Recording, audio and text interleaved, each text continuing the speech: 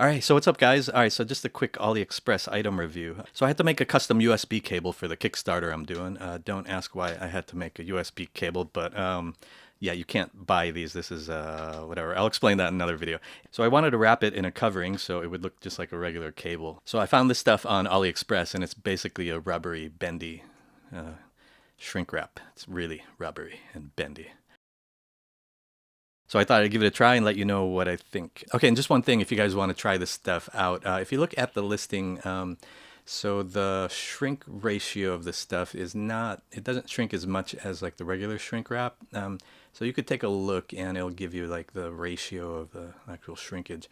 And from my testing, this kind of matches pretty well. But again, it doesn't shrink as much. So my problem was I bought this yellow stuff and it was too big. So you really want to size it for what you have.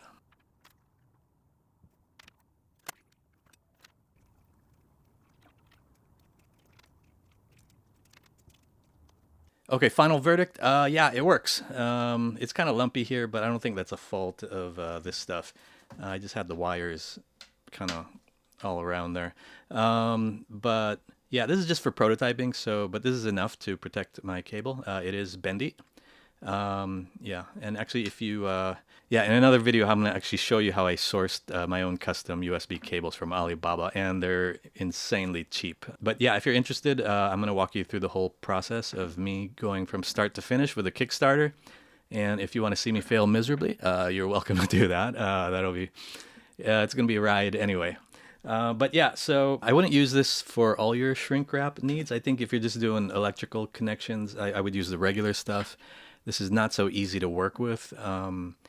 It doesn't shrink as much, and you kind of have to put a lot of heat on it. But yeah, if you just want to like rubberize stuff, I think it works great. You could use this for the ends of rope, or I don't know, just rubberize your tools. And it's another nice thing to have in your arsenal.